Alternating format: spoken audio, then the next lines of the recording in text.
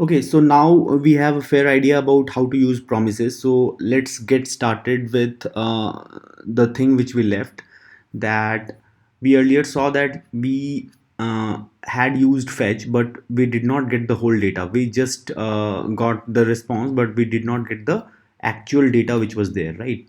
So, for example, in JSON dummy API, we had something like this, okay, and this was, we had some promise, let's say pr is some promise, and we used our fetch API and passed the this thing, and we could directly pass here also, or we could simply assign a variable. I would rather assign a variable because I'll be using various different URLs in the same fetch, as we'll see later. So see here, PR is a promise. Okay, now this PR promise, we are trying to get the data. So now we have a very fair idea that we simply have to do PR dot then, and here we are going to get the data. Let's log it. So let's run it here, and we saw that, yeah, we are getting some response, but yeah, so basically this thing is the wrapper response object, which has a lot of other things. So for example, let's say whether the status is successful or not, status is 200 or not, and so what are the headers, various headers. So those things are there in this whole object which is given as a response. But if we want to get our own data actually, then on this data, so this data, better to name it as response. Okay, so this response has has a, you can see, let's say data. Okay, this response has a attribute, that method you can call something response.json. So firstly, let's print this, that what is this data. We saw that response is simply an object which does not have our data directly. Now let's see what is this data.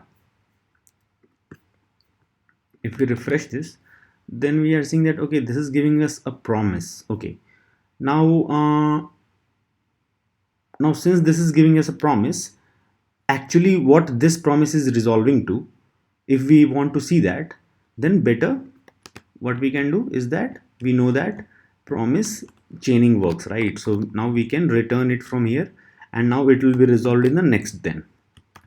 Okay, and here whatever the data comes, let's print that out. Yeah, and now we see that we are getting the data which was expected. So this thing completed false, title, user ID and ID. You can see that the whole data is here. So this is the way, in which you can access. So first of all, the first time when the promise which is returned from the fetch, when it is got, then you get the first time resolution, you get a response object. Again you do response.json, and that is again a promise. So either you can do directly here dot then inside this, but nested we don't want. We know that the chaining of promises will allow us to have a flattened promise structure, and that's why we just simply returned it. And now in the next then chain, we can see the data which is available here. Okay, next, is there some other methods? So actually there are some other methods also available here. We'll see one more of them. Firstly, let's see what is this data. Data is obviously is printed, but what is the type of this data? What is the type of this data? So what is happening is that we are able to see data, and most probably it is going to be an object, because you can see clearly that this thing is a JSON object, right? So yes, this is the type is object, and the data is a native JavaScript object created from the JSON, which so we earlier saw this thing, right? So like JSON stringify, JSON parse thing is there, right? What does JSON parse do? JSON parse takes a stringified thing of JSON and it returns a native JavaScript object, right? So in a similar manner, you can understand that the first response of fetch, whatever object is there, dot JSON, if you get that method, then what it does is that it assumes that the output which you got, the response which you got is a JSON, and that's why dot JSON method, this converts that JSON into a native JavaScript object, and that is what you got here, a native JavaScript object. Okay, but what if we do something like response.text? Actually, there is a method called response.text also, and you will see that when I refresh, that earlier the type was object, now the type is string. And after that this whole thing is the response, and you can see that this thing is simply a string, just a string, right? It's like, you can understand, like when you stringify a JavaScript object, then you get a stringified representation. So you can understand that the stringified representation of that data is here. Now, where this can be helpful, response.text can be helpful. So response.json generally will we use only when we know a priori that the data which is going to come is sort of JSON format.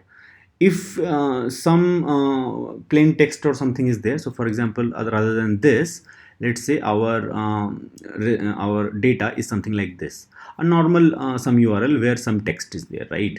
So obviously this is not JSON, so you cannot use JSON method, right? So this text method will work for this URL also. Okay, so let's comment this, and now let's use this URL rather than that URL. Okay, so now when we run this code, and now we know that obviously it is going to be type string, so no need to print it. So if we refresh it, you can see that this whole text, whatever was here, this whole text as it is came here. Okay, and all in all is fine, but we are just using, then we should use catch also, right? So for example, let's say by mistake we copy pasted the URL wrong, right? Then this is going to give us an error, right? So, and this is uncaught, so it will crash your other code also. So rather it's always a better practice to use dot catch, and if there is any error, then you can print that for and you can handle it better in a better way. But for now I'm just printing it so that at least it is handled rather than, yeah. So right now you can see that this is properly handled, and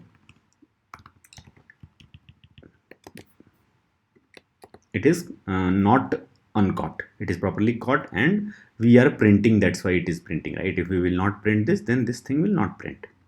Okay, so fail to fetch, that is fine. Let's tell you, let's say and if this thing is fine, then you see that you will get the correct response. Now let's say I don't use this catch, and till now it is working fine, right? But let's say I do some other mistake. So for example, I know that this is text, but by mistake, let's say you did something like .json. Okay, then let's see what is going to happen.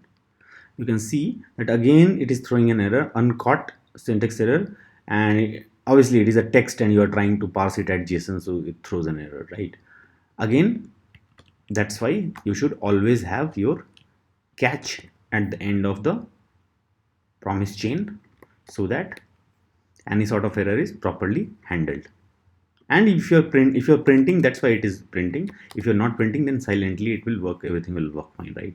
So the point is that we have understood that if JSON data is there, and generally most of the times JSON data will be only there, because in today's world the standard earlier like XML was slightly used, but but these days almost everywhere just this JSON format is used for in exchange of data between client and server, right? So most probably you'll always use response.json, but just also know that if you want to get some raw piece of data, that you can get using response.text also. But in both cases, whether it is response.json or response.text, in both cases it returns a promise. Okay, so you don't get directly the data. So again, you have to apply another then, or in a promise chain you will get the data, then you can get your data like this. Okay, so that is what here it was mentioned in the slide, that this is the way which we did not discuss last time, that now we know the format of promises. So now we understand that this syntax, that response.json or response.text, whatever you are using here, if you return that, then since this is a promise, you in the next then, second then, you get the data. And again, you should always have a catch block at the end. Yeah, so this is how you use fetch. In next video we are going to continue further with our promises, and we'll learn how to create our own promises. So till now we are just consuming promises given by others, right? So now we are going to learn how to create our own custom promises and how to consume them.